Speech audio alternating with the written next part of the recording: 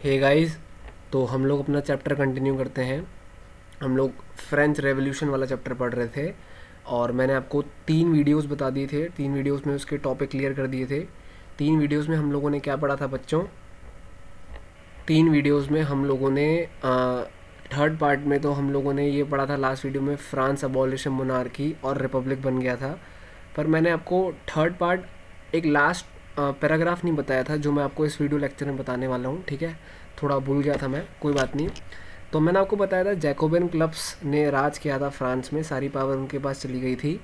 और Jacobian clubs का जो मेन लीडर थे उनका नाम था Maximilian Robespierre. Is that clear? आपको पता होगा। Yes sir. अब सबसे इम्पॉर्टेंट चीज़ आपको ये समझनी है कि जैकोबिन क्लब्स का जो लीडर था मैक्समिलियन रॉबेस्पियर, उसको तो एग्जीक्यूट कर दिया था, मार दिया गया था। उसके बाद कौन आया था सर? उसके बाद बेटा डायरेक्टरी आई थी। कौन आई थी सर? डायरेक्टरी। सर ये डायरेक्टरी कौन थी, क्या था इसमें? देखो, ये फ्रांस में आई थी और ये कब आई थी सर? जब जैकोबिन क्लब्स का फॉल हुआ था। तो इसमें डायरेक्टरी में वेल्दियर क्लास यानी पैसे वाले लोगों ने अपना पावर क्या किया था? कंट्रोल किया था पूरा। ठीक है ना। और ये डायरेक्टरी जो बनाई गई थी, ये लोगों के थ्रू बनाई गई थी और इसमें वोटिंग के थ्रू सारा बनाया गया था। इनमें उन्हीं लोगों को वोटिंग करने का राइट था जो जिनके पास प्रॉपर्टी है। जो नॉन प्रोप्राइटरीज लोग हैं, जिनके पास प्रॉपर्टी नहीं है, ठीक है, उनको वोटिंग करने का राइट नहीं था। एक्चुअल में डायरेक्टरी क्या सिस्टम था इसमें बेटा? सबसे पहले समझो, 2 लेजिस्लेटिव काउंसिल्स थे। जैसे हमारे इंडिया में लोकसभा राज्यसभा है ना, वहाँ पर भी फ्रांस में भी 2 बड़े बड़े असेंबलीज थी। नाम नहीं है इसमें, लेकिन ऐसा बोल दिया 2 लेजिस्लेटिव काउंसिल ने डायरेक्टरी को क्या किया था? अपॉइंट किया था। और डायरेक्टरी के अंदर एग्जीक्यूटिव थे। एग्जीक्यूटिव यानी मंत्री लोग थे। और कितने थे सर? ये 5। ठीक है। लेकिन इन ये जो 5 मेंबर्स थे या जो भी डायरेक्टरी बनाया गया, इन सबकी आपस में बनती नहीं थी और लड़ाई झगड़े हो गए। Is that clear? और इसी से ही फ्रांस में रूल आया नेपोलियन बोनापार्ट का। किसका? नेपोलियन बोनापार्ट का। तो अब होता है आपका थर्ड पार्ट एंड डायरेक्टरी से। Is that clear? अब मैं आता हूँ फोर्थ पार्ट पे, सबसे इजी और मज़ेदार। Did women have a revolution? Women's के बारे में। तो बेटा फ्रांस में जितनी भी वुमेन्स थी वो शुरू से ही क्या करती थी सर? रिवॉल्ट करती थी। किस लिए सर? इक्वालिटी के लिए। उनको लगता था कि वो गवर्नमेंट को प्रेशराइज करके अपनी ज़िंदगी को क्या कर सकती है? सुधार सकती है। गवर्नमेंट उनकी बातों पे ध्यान देंगे और इससे उनकी ज़िंदगी क्या हो जाएगी? इम्प्रूव हो जाएगी। ऐसा कौन बोलते थे सर? वुमेन्स। वुमेन्स फ्लावर्स बेचती थी, फ्रूट्स बेचती थी, डोमेस्टिक सर्वेंट्स का काम करती थी, मेड्स। ना उनको कोई एजुकेशन दी जाती थी, ना कोई ट्रेनिंग दी जाती थी बच्चों। Is that clear? अब आप एक चीज़ समझना, जो भी डॉटर्स थी, जो भी डॉटर्स जो नोबल्स की डॉटर यानी सेकंड एस्टेट में जो नोबल्स थे उनकी जो डॉटर, उनको ही बेनिफिट्स थे। यानी बेचारी जो जिनके पास पैसा नहीं था, जो ज़्यादा रिच फैमिली से बिलोंग नहीं करती थी गर्ल्स, उनको इतने फ़ायदे नहीं थे। काफ़ी सारे जो वुमेन्स थी वो काम करती थी और काम करने के अलावा उनको अपनी फैमिलीज़ पे भी क्या करना पड़ता था? ध्यान देना पड़ता था। यानी कुल मिला के फोर्थ पार्ट वुमेन्स के स्ट्रगल के बारे में बताया गया है बच्चों। ठीक है। उसके बाद मैंने आपको बताया था एक फेमस क्लब जैकोबिन क्लब्स। अब वुमेन्स के भी खुद के क्लब थे। उसमें 2 फेमस क्लब कौन से थे? Society revolutionary and Republican women. क्या लिखा हुआ है? Republican women. याद रखना, ये वुमेन्स के थे। वुमेन्स डिमांड करती थी स्टार्टिंग से राइट टू वोट। क्या करती थी? Right to vote. Is that clear? और शुरू से ही ये जो वुमेन्स थी, है ना, ये बोलती थी एक तो वोटिंग करने का राइट हो और इनको भी मौका मिले ताकि ये भी एक मिनिस्टर्स हो, इनको भी लोग इलेक्ट करें और ये भी पॉलिटिकल पोजीशन को हैंडल करें। पॉलिटिकल पोजीशन यानी ये भी मिनिस्टर्स बने, चीफ मिनिस्टर बने, ऐसा। जो भी फिर कुछ रिवॉल्ट करने के बाद कुछ ना कुछ फ़ायदा मिला, लॉज बने जिससे वुमेन्स को काफ़ी बेनिफिट मिला। स्कूलिंग कंपलसरी हो गई, कोई उनको फोर्स नहीं करेगा शादी के लिए, नो लॉन्गर फोर्स। डाइवोर्स, अगर किसी की शादी हो जाती है और वुमेन अपने हस्बैंड से खुश नहीं है, उसका हस्बैंड परेशान करता है, तो वो डाइवोर्स ले सकती है। और जो भी जॉब्स थी वुमेन्स को जो दी जा रही थी, उसके लिए वुमेन्स को ट्रेन किया जा रहा था। ठीक है। फाइनली इन द 1946 फ्रांस में वुमेन्स को वोटिंग करने का क्या मिला बच्चों? राइट मिला। That's it, this is your fourth part, सबसे इजी। ठीक है। देन आता है पार्ट 5। ठीक है। अब आता है पार्ट 5, सबसे मस्त। सारे पार्ट बढ़िया, पार्ट 4, पार्ट 5, पार्ट 6। पार्ट 5 का नाम है अबॉलिशन ऑफ स्लेवरी। सर ये स्लेवरी क्या होता है बेटा? गुलामी करना। या गुलामी करवाना ज़बरदस्ती लोगों से। जैसे मान लो मैं किसी के मैं कोई ओनर है, कोई किसी के पास ज़मीन पड़ी है, उसको लेबर की ज़रूरत है, किसी ने मुझे अप्रोच किया, मुझे बोला कि भाई आप काम करोगे, मैंने बोल दिया नहीं करूँगा, उसको बहुत ज़्यादा ज़रूरत है, उसने क्या किया, ज़बरदस्ती मुझे लेकर गया और अपनी ज़मीन पर काम करवाया, तो उसको बोलते हैं गुलामी। तो पार्ट 5 पूरा स्लेव ट्रेड के ऊपर है बच्चों। अब इसकी स्टोरी ढंग से सुनना। बहुत सारे एरियाज थे कैरेबियन में। सर ये कैरेबियन क्या होता है सर? सुनो बेटा, ये एरिया पड़ता है अमेरिका साइड, रीजन है, ठीक है ना। और यहाँ पर कुछ सप्लायर्स थे जो टोबैको और इंडिगो का प्रोडक्शन करते थे। किसका सर? टोबैको और इंडिगो का प्रोडक्शन करते थे। इनको बहुत सारे लेबर्स की ज़रूरत थी। किसकी ज़रूरत थी सर? लेबर्स की ज़रूरत थी।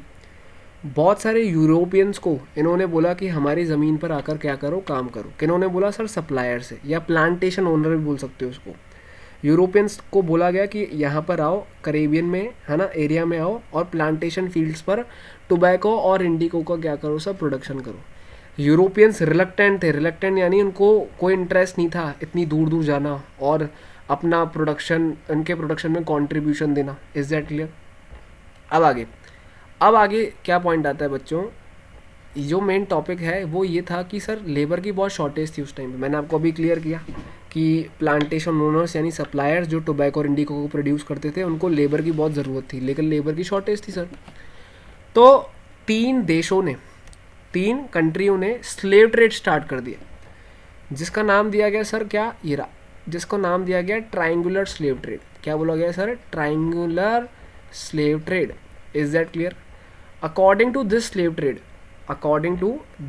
स्लेव ट्रेड 3 कंट्रीज़ ने स्टार्ट कर दिया स्लेव ट्रेड। अब स्लेव ट्रेड जब भी मैं बोलूँ ना, तो लोगों को ख़रीदना और बेचना। बोलोगे यार ऐसा होता था क्या? होता था। इसमें कौन कौन सी कंट्री थी? Europe, Africa and America. Is that clear? Europe, Africa and America. तो सर क्या किया जाता था, इनको कैसे बेचा जाता था? बेटा इनको 3 महीने की जर्नी में, 3 महीने की जर्नी मतलब 3 मंथ्स की जर्नी में इनको पैक करके, जैसे कोई चीज़ पैक करके आती है ना पूरी, जैसे अमेज़ॉन से आप कुछ मंगवाते हो पूरी पैक होकर। बोलोगे सर लोगों को कैसे पैक करते थे? बेटा इस तरीके से पैक करते थे ताकि उनकी डेथ ना हो, थोड़ी बहुत सांस लेने के लिए उसके लिए जगह छोड़ते थे, लेकिन प्रॉपर तरीके से पैक करके ताकि वो भागे नहीं, ठीक है। अटलांटिक से कैरेबियन में उनको क्या किया जाता था? एक्सपोर्ट किया जाता था। अटलांटिक से कैरेबियन में एक्सपोर्ट किया जाता था। किनको सर? इन स्लेव्स को। कितने महीने की जर्नी? 3 महीने की, पैक करके अच्छी तरीके से। 2 पोर्ट्स थे बच्चों, बॉर्डेक्स और नैंट्स। सर ये क्या है? बेटा पोर्ट्स के नाम थे जहाँ पर इन स्लेव्स को एक्सपोर्ट और इम्पोर्ट किया जाता था। Export means sale, import means what? Purchase. कितने महीने के लिए? 3 महीने के लिए पैक किया जाता था। कितनी कंट्रीज़ के बीच में स्लेव ट्रेड हुआ सर? 3, Europe, Africa and America. 2 ports के नाम अगर आपसे पूछे जाएँ तो क्या बोलोगे सर? Bordeaux and Nantes. 2 पोर्ट थे जहाँ पर इनको प्रॉपर तरीके से इम्पोर्ट और एक्सपोर्ट किया जाता था। बोलोगे सर कोई बोलता नहीं था क्या? सब बोलते थे। देखो सब बोलते थे लोग, लेकिन बहुत सारे लोग डरते थे क्योंकि बिजनेसमैन बड़े बड़े थे ना। ये जो प्लांटेशन ओनर्स थे जो टोबैको और इंडिगो का प्रोडक्शन करते थे, वो बहुत बड़े बड़े ओनर्स थे। इनसे सब डरते थे, सबको डर लगता था कहीं इनको मार ना दे।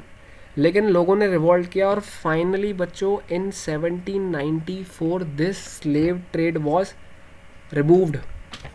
Is that clear? हटा दिया गया। लेकिन नेपोलियन जब वापस रूल पे आया तो नेपोलियन ने इस स्लेव ट्रेड को री इंट्रोड्यूस किया था। यानी नेपोलियन दोबारा से ये स्लेव ट्रेड लेकर आया था सर। कहाँ पर? फ्रांस में। अभी हट गया, अभी वापस लेकर आया, यही तो, ठीक है।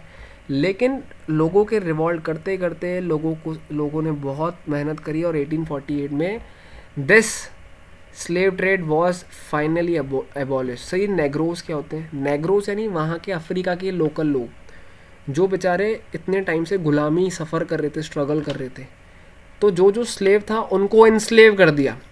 जो स्लेव था बच्चों उनको क्या कर दिया सर? इनस्लेव कर दिया। That's it. आई होप आपको बात समझ में आ रही होगी। समझ में आ रही बात? 1794 में स्लेव ट्रेड हट गया, 1804 में नेपोलियन दोबारा लेके आया, 1848 में फाइनली क्या कर दिया? हटा दिया। Is that clear? आगे बढ़े। अब लास्ट एंड फाइनल पार्ट इस चैप्टर का मैंने आपको प्रॉमिस किया था, मैं लास्ट वीडियो में 3 पार्ट्स पूरे कंप्लीट करा दूंगा। लास्ट पार्ट है पार्ट 6 और इसका नाम है revolution and everyday life. 4th part था वुमेन्स के ऊपर, 5th पार्ट था स्लेव ट्रेड के ऊपर, 6th पार्ट है कि भाई जो इतने सारे रिवॉल्ट हुए और लोगों की लाइफ पर क्या इफेक्ट पड़ा। रिवॉल्यूशन जो जो आए उससे नए नए लॉज आए, रिवॉल्यूशन जो भी किए गए उससे नए नए लॉज इंट्रोड्यूस हुए। इसमें सबसे पहले जो चीज़ आई थी वो थी 1789 में अबॉलिशन ऑफ सेंसरशिप। ठीक है, सेंसरशिप का मतलब क्या होता है सर? देखो पहले के टाइम पे जो राजा होता था ना, वो उससे हर चीज़ की परमिशन लेनी पड़ती थी। जैसे सर अगर आप कोई बुक, प्ले, ड्रामा कुछ भी पब्लिश कर रहे हो तो राजा से पूछो, कोई भी ड्रामा प्लेस को पब्लिश करो राजा से पूछो, कोई भी सॉन्ग्स रिलीज़ कर रहे हो, कुछ भी न्यूज़पेपर में छाप रहे हो, आर्टिकल छाप रहे हो, सब राजा से पूछना पड़ता था। यानी कुल मिला के लोगों को फ्रीडम ऑफ स्पीच नहीं था, ठीक है ना। लेकिन 1789 में लोगों ने रिवॉल्ट करते करते करते करते फाइनली राजा को क्या कर दिया, राजा तो चला गया था, आपको बताया था मैंने, 1793 में लुई 16 चला गया था, तो लोगों ने नेशनल असेंबली बनाई थी, मैंने आपको बताया था। तो फाइनली लोगों को फ्रीडम ऑफ स्पीच मिला, लोग अपने व्यूज़ एक्सप्रेस कर सकते थे, और 1789 से फ्रीडम ऑफ स्पीच, एक्सप्रेशन यानी बोलना करना सब नेचुरल राइट हो गया। कौन सा राइट हो गया सर? नेचुरल राइट हो गया। अब लोग आइडियाज़ और न्यूज़ को क्या कर सकते थे सर? स्प्रेड कर सकते थे by using the medium of newspapers. तो क्लियर हुआ हम किसकी बात कर रहे हैं 6 पार्ट में, कि सर सेंसरशिप को हटाया गया। सेंसरशिप यानी हर चीज़ के लिए कुछ भी छापना है, कुछ भी मीडिया में शो करना है, राजा से परमिशन लेनी पड़ती थी। लेकिन जब से राजा का रूल ख़त्म हो गया तो लोगों को फ्रीडम ऑफ स्पीच दिया गया और वो नेचुरल राइट कंसीडर किया गया। अब मैं लास्ट एंड फाइनल आपको एक चीज़ बताने वाला हूँ, ये थोड़ा ब्लर हो रहा है, कोई बात नहीं, आप समझ लो। तो ये कंक्लूज़न है चैप्टर का कि चैप्टर किस के ऊपर बेस्ड था। तो फाइनली इन 1804 बच्चों नेपोलियन एम्परर बन गया था फ्रांस का। मैंने आपको बताया था नेपोलियन के बारे में हम लोग लास्ट में पढ़ेंगे बच्चों। तो finally in 1804 Napoleon become the emperor of France, और नेपोलियन को मॉडर्नाइज़र बोला जाता था। क्या बोला जाता था? मॉडर्नाइज़र। कहाँ का सर? यूरोप का। इनिशियली जो नेपोलियन था लोगों को लगता था वो लिबरेटर है। लिबरेटर का मतलब, मॉडर्नाइज़र बोलो, लिबरेटर का मतलब ये होता है सर, लिबरेटर यानी जो हर किसी को आज़ादी दिलाएगा, जो हर किसी को आज़ादी देगा, उसको बोलते हैं लिबरेटर, लिबरल।